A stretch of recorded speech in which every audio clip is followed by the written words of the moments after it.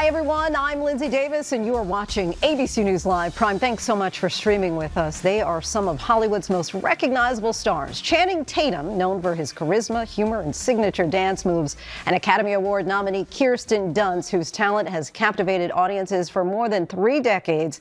Now they're teaming up with Academy Award nominee director Derek Cianfrance to bring a true crime dramedy to the big screen. Roofman tells the story of a complicated dad turned convict. I had the chance to sit down with the Hollywood powerhouses to talk about the film and their impressive careers.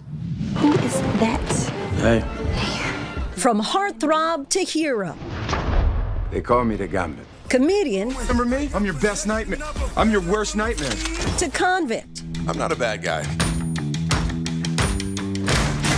Good morning, team.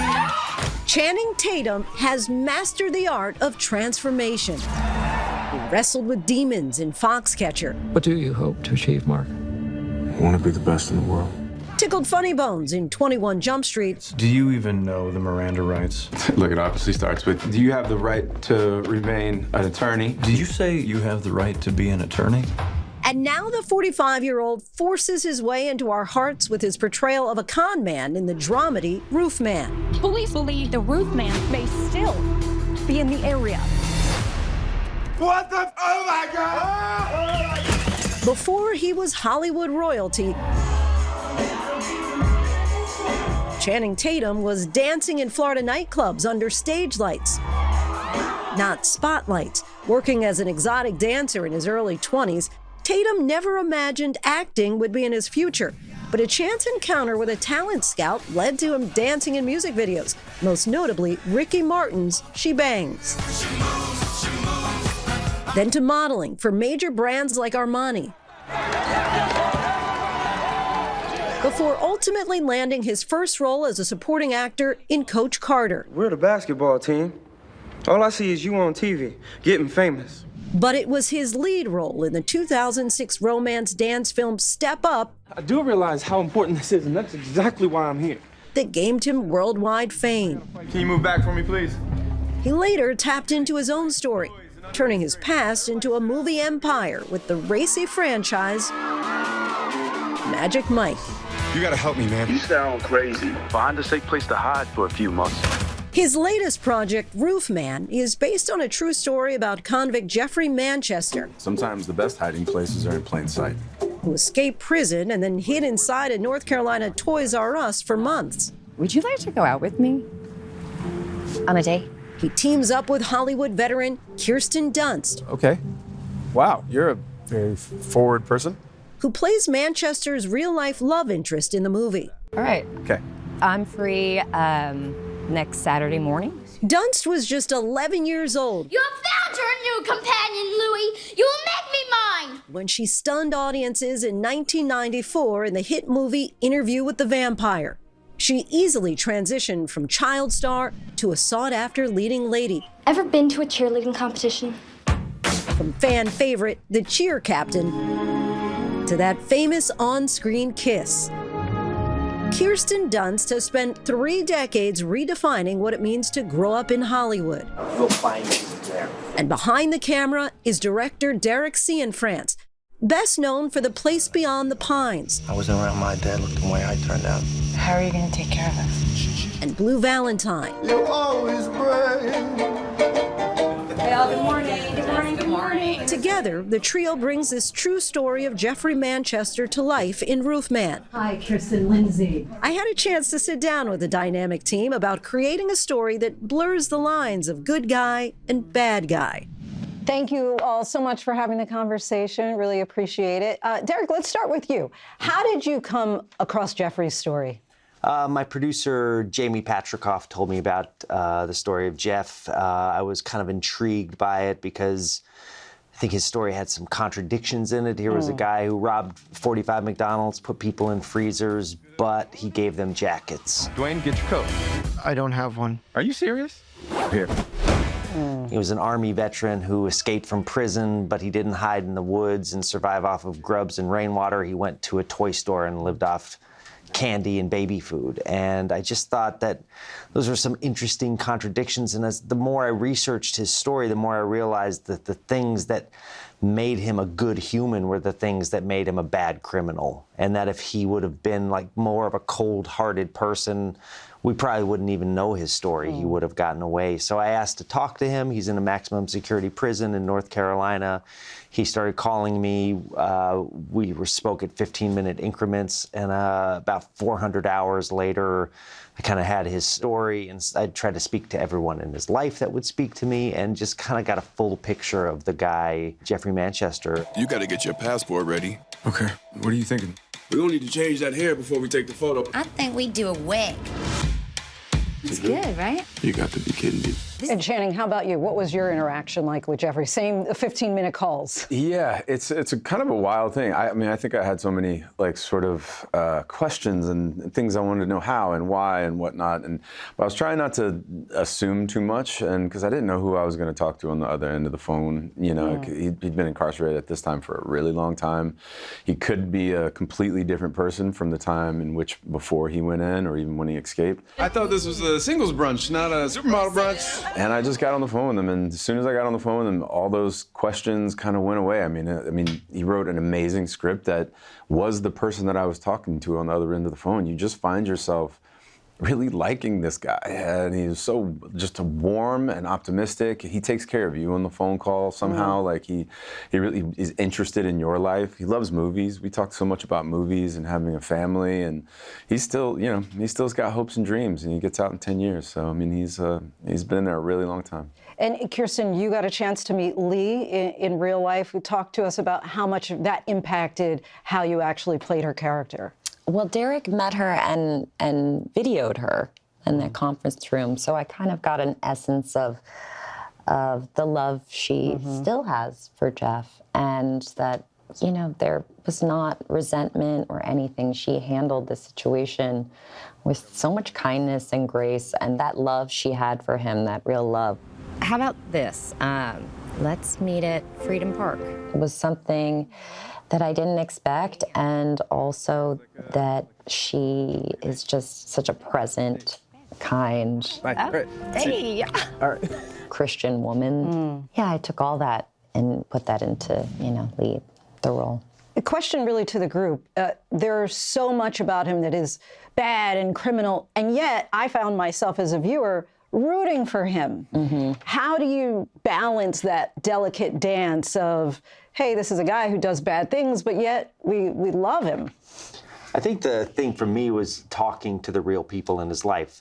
The two conversations I had that were most profound was when I talked to Lee and when I talked to Pastor Ron. And yeah, I expected both of them to maybe have some bitterness or betrayal or hurt feelings towards Jeff or be angry with him. But they both spoke about him like he was this unicorn that appeared in their lives. Lee said that, you know, it was the greatest adventure of her life and that she didn't regret a thing. And then as I was searching for my perspective on how I felt about Jeff, because I had the same thing that Channing, you know, I liked him. I asked Pastor Ron one day, I asked him to tell me about the Bible. And he said, well, first thing you have to know about the Bible is the Old Testament's about judgment and the New Testament's about grace. And that in his life, he tends to err on the side of grace.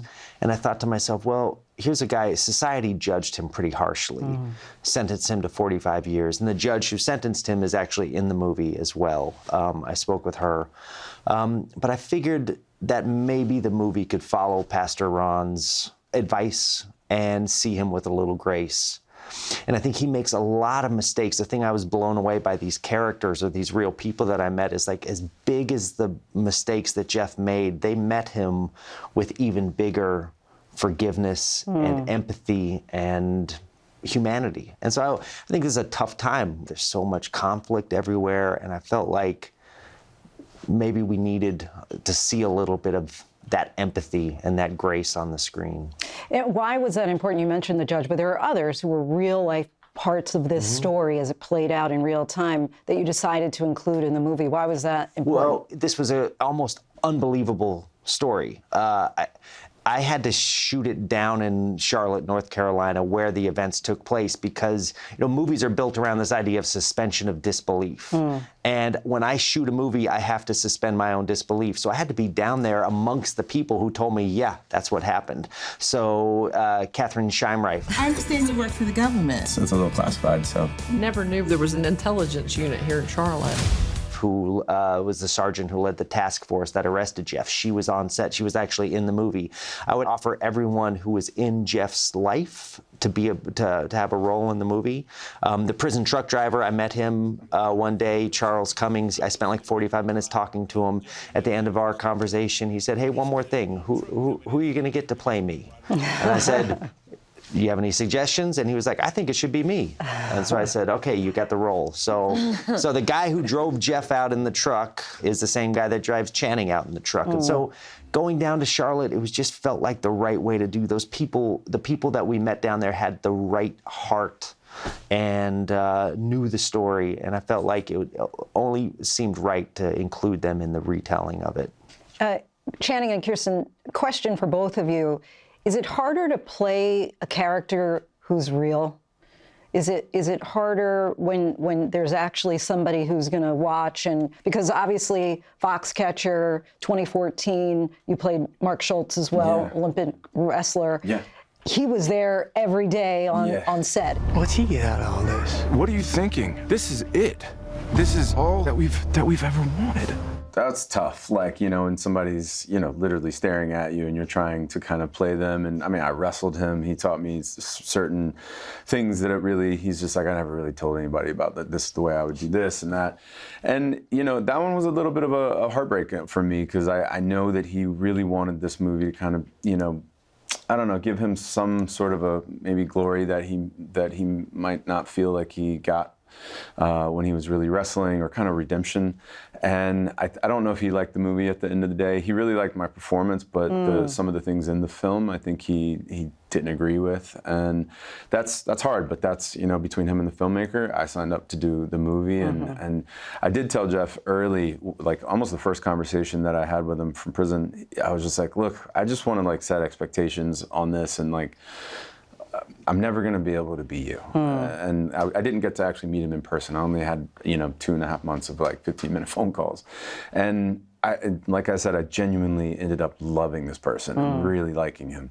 And I just was like, look, this is going to be it's going to be you and what you did in like the actual events and how you did them, and my interpretation of whatever I'm getting from you on this phone call. So they would jump over here at the last second to like cut me off, and I try to get past them. But it's really going to be me and Derek and you kind of creating something that is going to be hopefully a beautiful story that will feel like it has the notes and the themes of what we want people to know about you.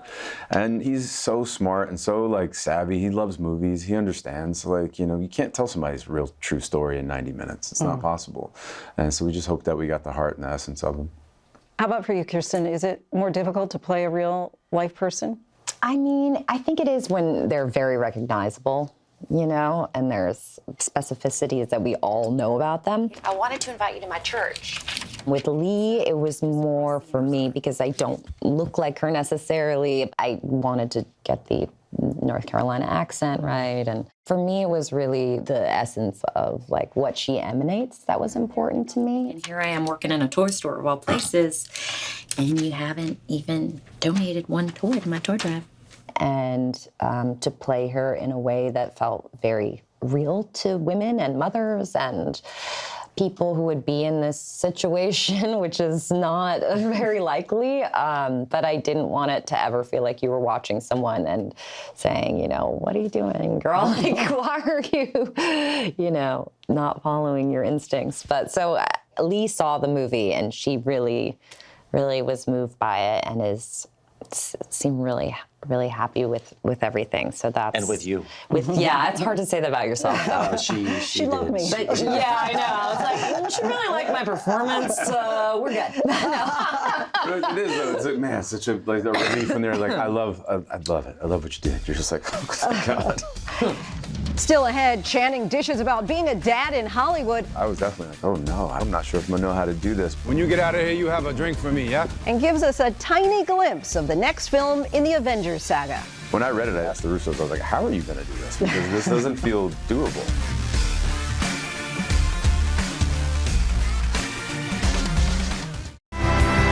You got your passport?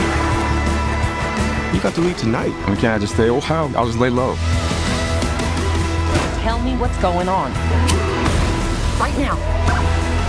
Channing, whether it's dance or drama, comedy, action, it seems like you're able to really get it of whatever role you're taking. How do you go about kind of transforming yourself? I don't know. You know, it's funny. Like comedy, I think, was probably the biggest hurdle. That, you know, I think I'd only done sort of more. I did movies that had comedy in it, but doing an out-and-out comedy. Once I sort of did that in Jump Street with Jonah. When he talking? My name is Jeff. That, I guess, gave me some confidence, I think, to be able to be like, all right, I can really do that. And all the rest of it, I don't know, I just like challenging myself, and I don't really know if I can do it until you get there. And like this movie, I had no idea if I was going to be able to do him justice or anything, but you just jump off the cliff with brilliant filmmakers and you just trust them. And that's all I really try to do. And what was it like to work with Derek? Because you tried to actually recruit Channing about 20 years ago for Blue Valentine. I can't really sing. I have to sing goofy in order to sing. Like, I have to sing stupid. Okay? Okay. And now you guys, 2 decades too young later. and dumb to say yes to that. No, I really did. I think I was just too scared. I was just starting out, and that character I hadn't really had, and that relationship in that movie was so intense and complex that I hadn't really had that in my personal life. So I wasn't sure if I was going to be able to do it. But I should have. I should have done it, but I didn't. And I wasn't going to miss this opportunity, though. I'm such a fan of him, and I think you can't genreize this movie, and that's, like, in my opinion, one of the highest, like, compliments that you can give a movie, is that it's not a comedy, it's not an action movie. This is a Derek Cianfrance movie. That's just what it is. Mm-hmm. And I could not be more proud to have, like, gone on this journey with him and you, Kirsten. I've learned so much from you as well. I'm a different human for it. I'm a different like actor for it, and yeah. What a compliment. You've said before that your biggest role is that being a dad, and how your daughter has actually made you more of a feminist. How would you say she has impacted you? We thought we were having a boy, and like, you know, and I was like, all right, I know how to do that. You know, I can like wrestle and throw him around, and, you know, I can play sports and stuff. And then when we had a girl, and I was definitely like, oh no, I'm not sure if I'm gonna know how to do this, but I'm so happy that I had a girl, and like, I'm pretty sure I would have not been as good of a dad for a boy. I think I'd have probably raised him like I was raised, and it just taught me how to be soft, taught me how to play more, and I just would go into whatever fantasy world that she was in. Get your nails painted, you know, go get pedicures, and I don't know, it does something, I think, to you, and you just sort of submit to whatever their experience is. What did you tap into? Because you're a mom, but of 2 young boys. Yeah. She's a mom of teen and tween girls who she's really having this difficult time connecting with. You're not really in that phase yet in your own life. No, but I've been a teenage girl. We have fun, we work hard, and we win national championships. What Derek kind of sets up instead of rehearsals was just us hanging out, cooking together, going to the grocery store together. We made a meal for Emery Cohen, who's in the film too. He plays Otis, one of the store employees. So we had him over for dinner and did an improv. So we did things like that. Also, Derek made me take Lily on a driving lesson, and fun. I thought she didn't know how to drive. I thought she was from New York, but she's from LA, so we had a fake. She was kind of performing for you. Yes, I didn't know that. And I was trying to teach her and get the essence of, you know, that. She was driving poorly in the safest way, and Kirsten thought she was just didn't know how to drive. Yeah. And her mom instinct came out. Yeah, my jersey came out. Yes. Derek, talk to us about the silent action portion that you often include in your films. Yeah, you know, working with actors is a chance to play for me. I spend so much of my life imagining and dreaming certain scenarios. When I write a script, I try to watch it in my head every day. The time that you spend shooting is rare. on this movie, it was 37 days. So 4.5 years distilled down to 37 days of action, of making it count. And so when I'm on set for those days, honestly, I've seen the script in my head so many times, and now I have great actors.